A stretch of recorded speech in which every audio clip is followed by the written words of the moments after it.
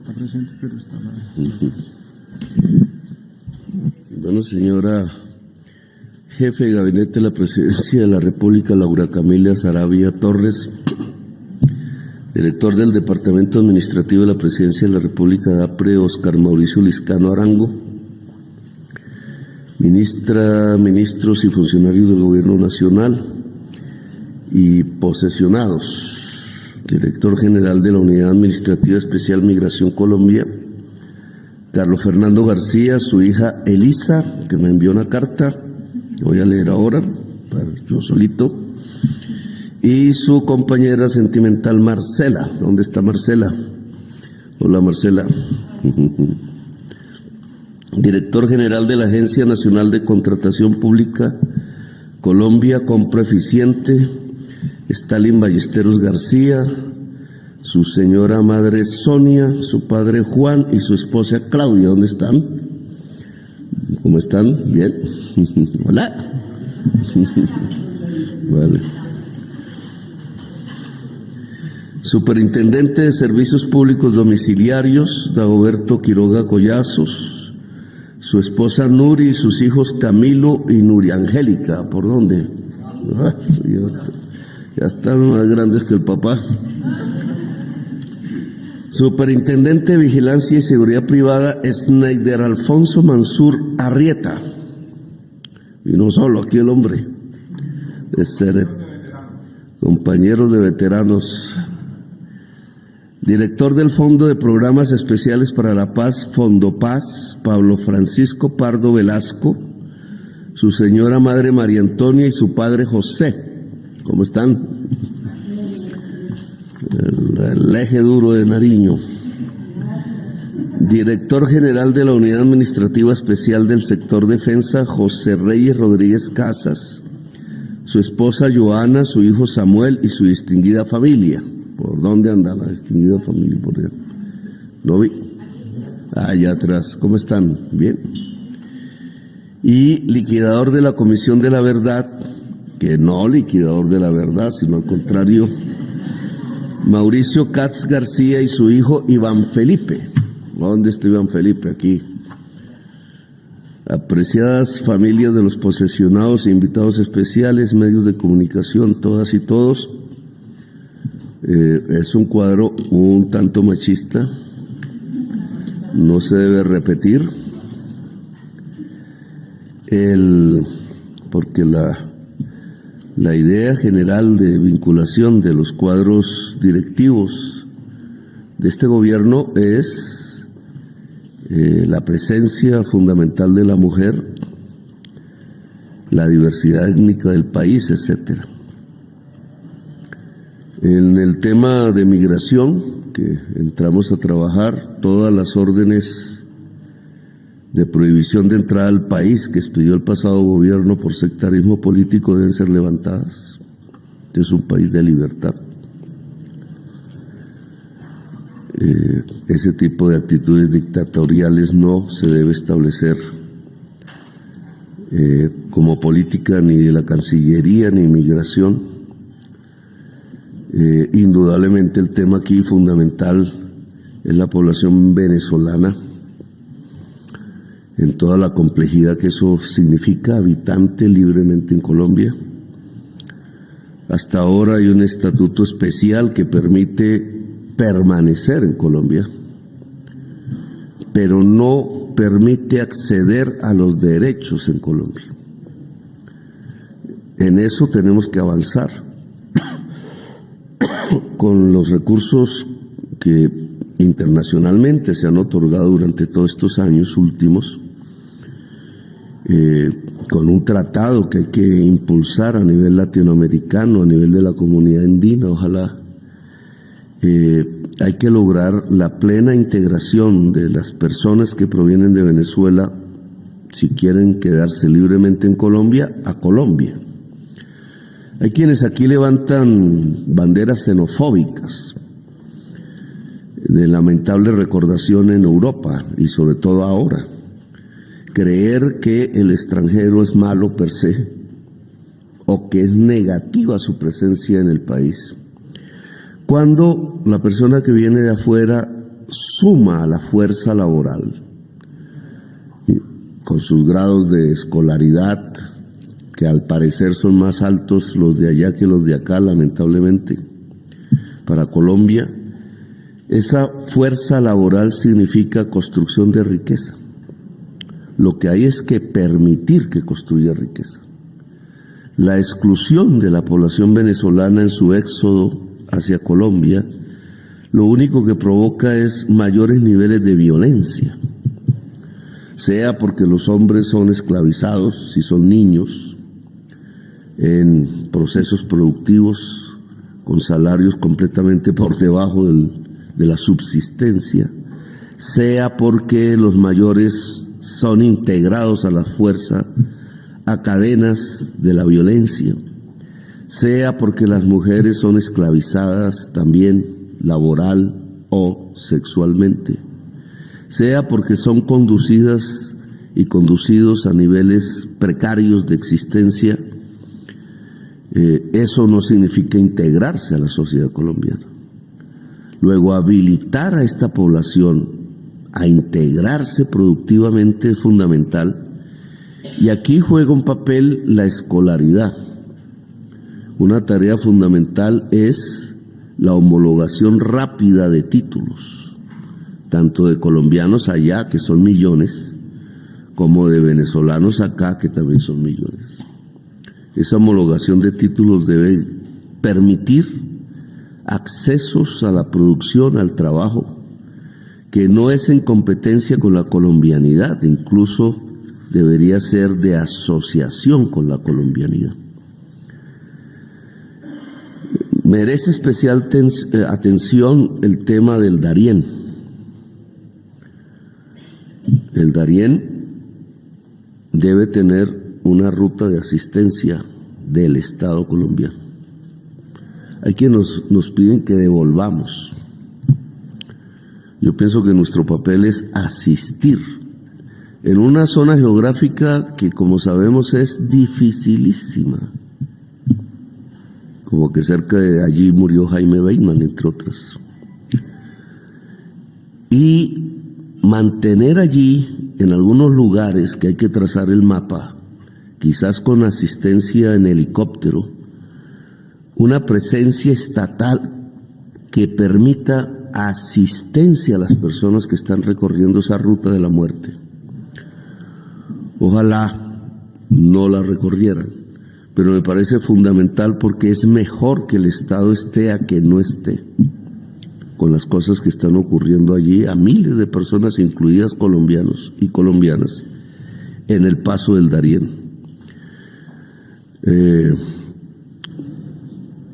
A Stalin, que con Vladimir aquí juegan ya un papel muy importante en esta administración. ¿Ah? Falta Trotsky. De pronto Petro puede asimilarse. Trotsky dice. Le vamos a dar de qué hablar a los manifestantes.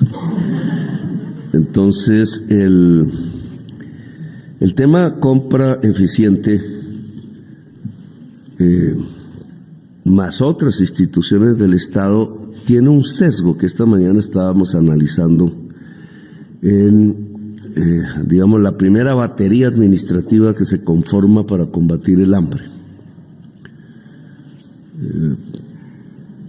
Pasamos horas mirando cifras, experiencias, lo que hasta ahora esta institucionalidad colombiana ha logrado parcialmente frente a la lucha contra la desnutrición y sus falencias, que mucho tienen que ver con la corrupción,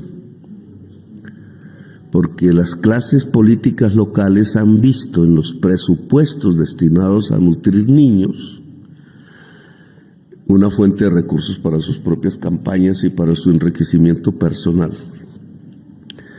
De ahí ha surgido otra institucionalidad y otro criterio que también me parece ineficaz, y es poner tal cantidad de normas, de obstáculos, de requisitos a las compras del Estado, que el Estado solo le compra 1, 2 o 3, los más ricos de este país. han hecho de la compra estatal, del gasto en compras, un mecanismo de concentración de la riqueza y de privilegios que el Estado termina otorgándole a unas muy pocas personas en el país. Por fuera queda la economía popular, por fuera queda el microempresario, por fuera queda el campesino, la campesina, por fuera quedan las comunidades indígenas, por fuera queda la mayoría de la población. Y eso no puede ser. Luego, una primera tarea de Colombia Compra Eficiente, mirando toda la institucionalidad que tiene que ver con compras del Estado, es democratizar la contratación. En el caso de Colombia Sin Hambre, donde hay dos grandes instituciones compradoras, el PAE en Ministerio de Educación, que se irradia territorialmente, y las compras del ICBF para nutrir la niñez, es imprescindible que ambas lo que generen es una economía regional, que sean un incentivo para que el campesinado, el pequeño y mediano propietario agrario pueda venderle al Estado, pueda ayudar a nutrir a sus propios hijos en el territorio y pueda iniciar una cadena de industrialización liviana, en casos como la leche. Buena parte de los componentes de la alimentación que compra hoy el Estado es importado. Eso no tiene razón de ser. ¿Cómo crear, y ese es un reto, los mecanismos de compras regionales que no caigan en la corrupción y sí permitan la creación de una economía regional dedicada a la alimentación de la población? He ahí el reto que se despliega en esta entidad y otras similares. Servicios públicos domiciliarios, hablaríamos aquí hasta la noche. Lo que se ha hecho de los servicios públicos domiciliarios es un mercado de negocios, bajo una tesis neoliberal. Creer que el mercado garantiza la eficiencia y la universalidad. En algunos sectores ha garantizado eficiencias, indudablemente. En algunas grandes ciudades, en las partes más de clase media de las ciudades, pero no garantizó universalidad.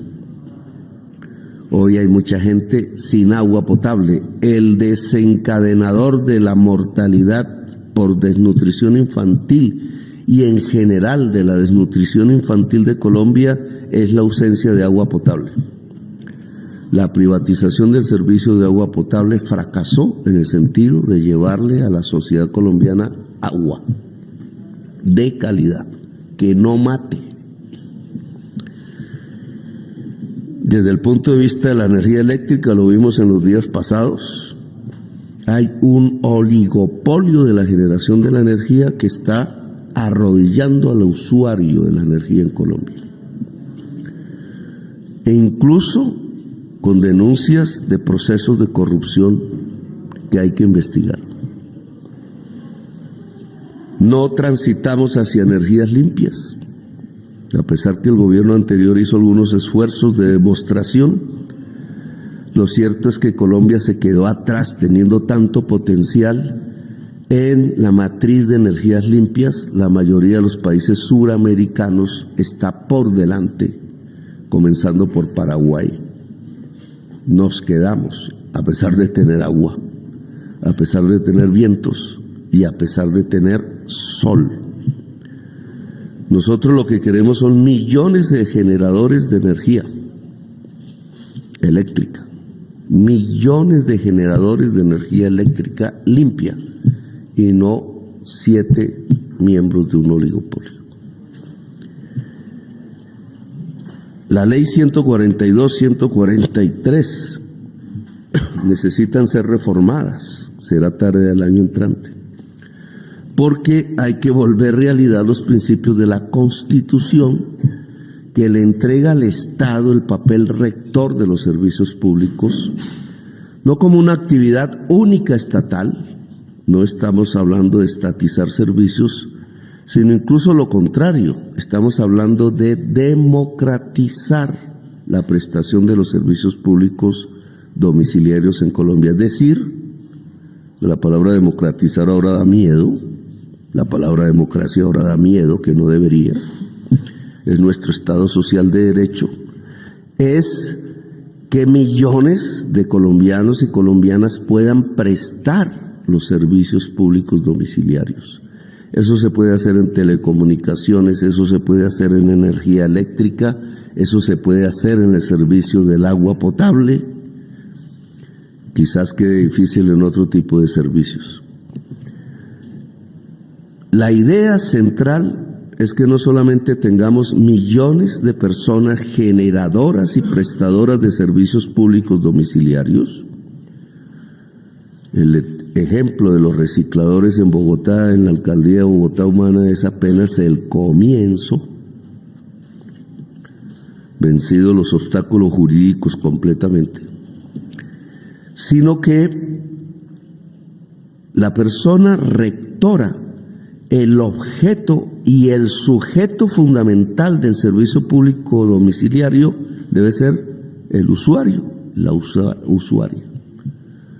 Es decir, no debemos tener un sistema donde los usuarios se arrodillan ante el oligopolio, sino que debemos tener un sistema en donde todo tiene sentido en función de la calidad, la eficiencia, en favor del usuario y de la usuaria. El que dirige el servicio público domiciliario debe ser siempre el usuario y la usuaria. Seguimos ahí con seguridad privada, Dios mío.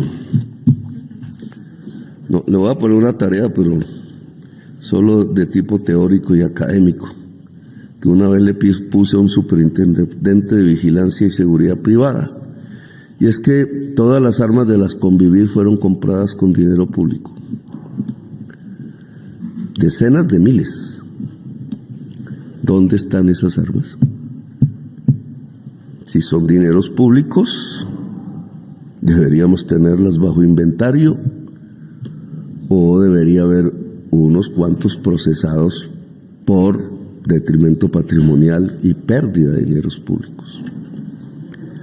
¿Dónde están las armas de la Convivir? Eso hace parte de la Comisión de la Verdad. Son armas públicas, compradas con dineros públicos. ¿Quién se quedó con ellas? En este tema, la dignidad del trabajador, de la seguridad privada, de la trabajadora es fundamental. No deben presentarse sobreexplotaciones de la mano de obra, que en general son ex combatientes del ejército, de la policía, y que terminan para poder sobrevivir después de que se retiran como guardias de seguridad de los edificios. ¿Cuál es su estatus laboral en este momento? ¿Se respeta su estatus laboral? ¿Podemos lograr una dignificación como trabajadora y trabajadores que son? Aquí hay todo un terreno, digamos, de supervigilancia sobre la actividad de la seguridad privada en Colombia.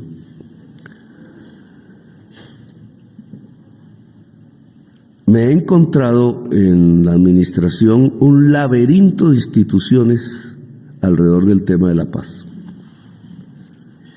Creo que es un mecanismo para no hacerla.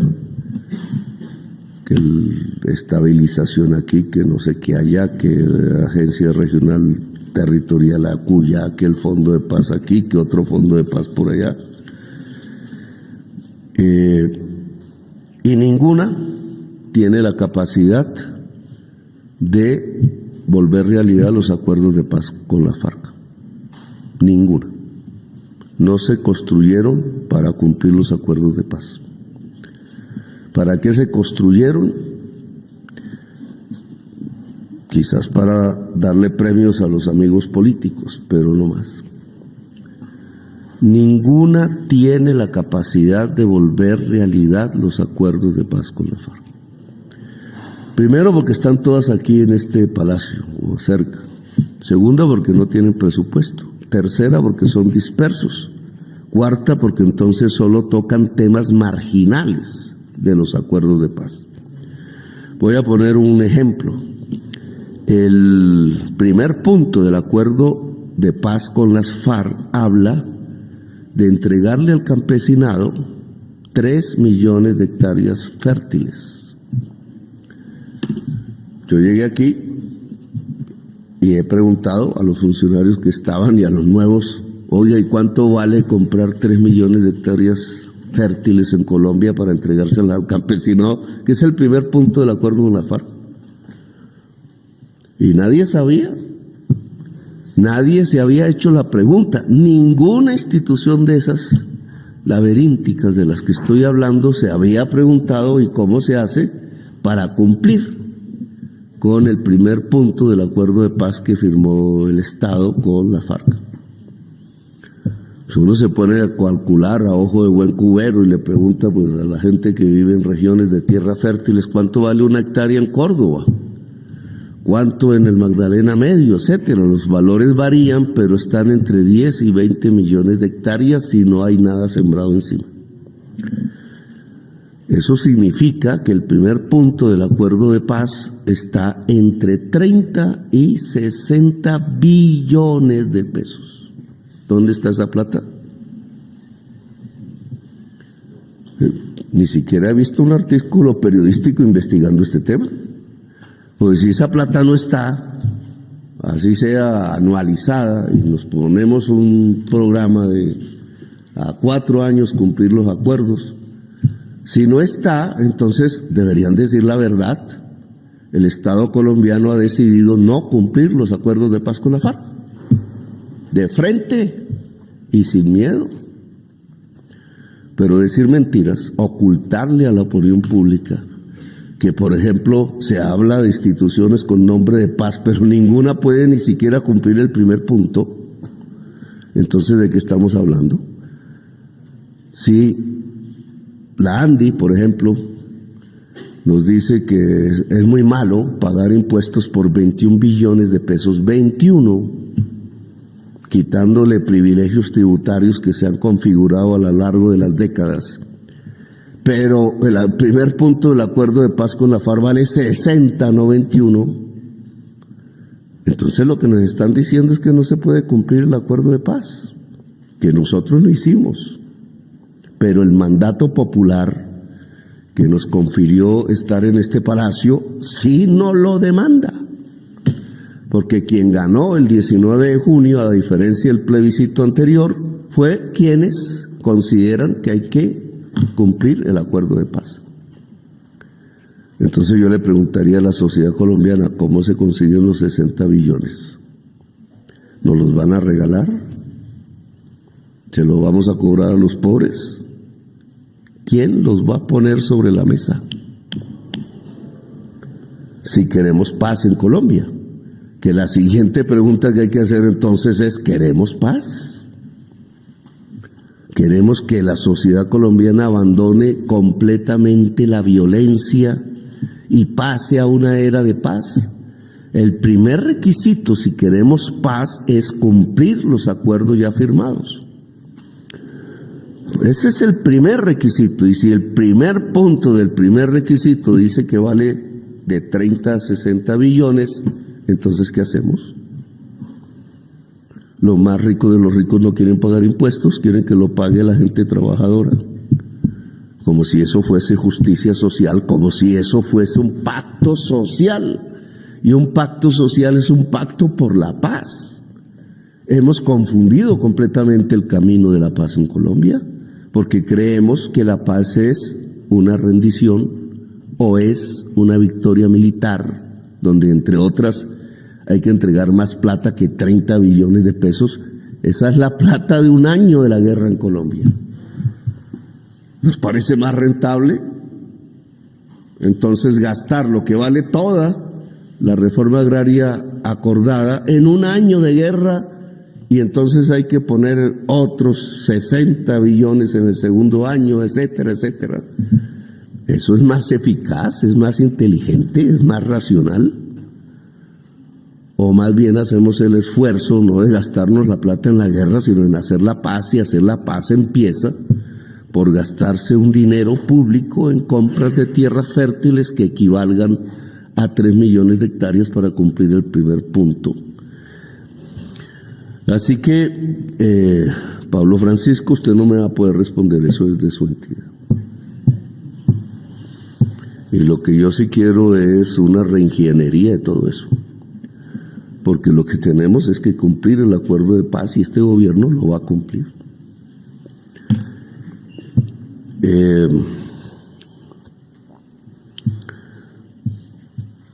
Bueno, ahí ya tocamos el tema del sector defensa. No hemos hecho una reunión en defensa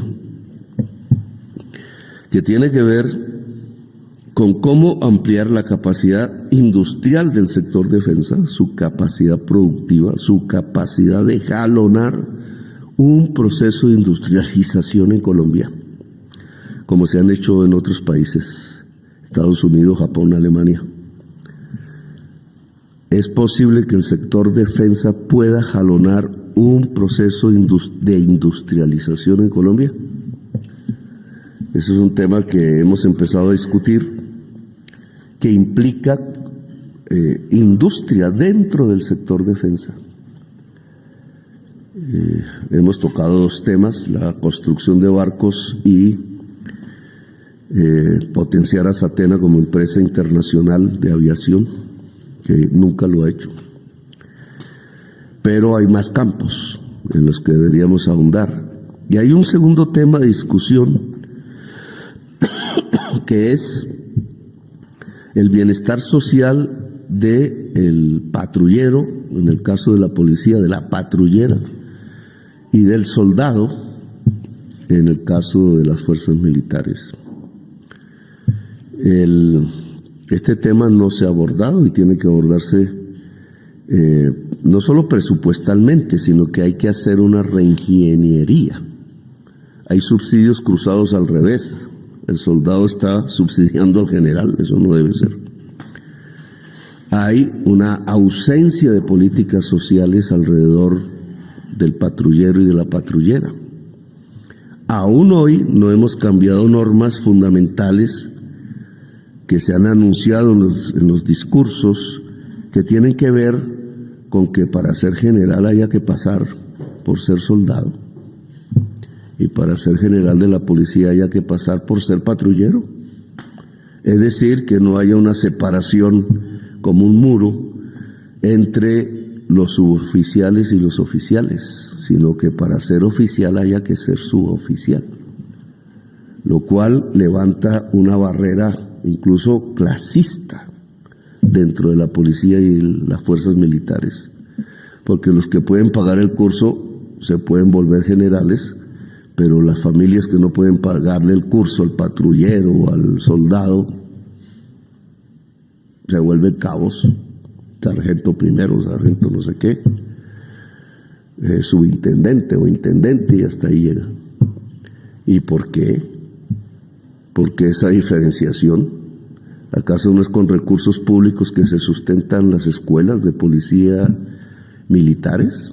Si es con recursos públicos, ¿por qué estamos produciendo una diferenciación social? Ese es un tema que conjuntamente con el sistema de bienestar social de la familia, del patrullero, la patrullera y el soldado profesional deberíamos contemplar. Una discusión que hay que adelantar y que tiene una incidencia en el presupuesto. Y finalmente, el liquidador de la Comisión de la Verdad no liquida la verdad, sino que la verdad hay que volverla realidad. Ya Mauricio Katz trabajó en Bogotá Humana. Bueno, esta es una labor propiamente administrativa, con nombre feo, pero da pie a entregar un primer informe a la opinión pública sobre cómo se están volviendo realidad las recomendaciones de la Comisión de la Verdad, porque no puede ser un acto puramente simbólico. unos libros bastante gordos, un recorrido por la prensa, una discusión mediática y las recomendaciones ¿qué? Y entonces igual nos entregaron hace poco de la comisión que la Unión Europea creó para la vigilancia electoral de las pasadas campañas, unas recomendaciones. Esas recomendaciones no pueden ser letra muerta, quedar en las bibliotecas de estos palacios.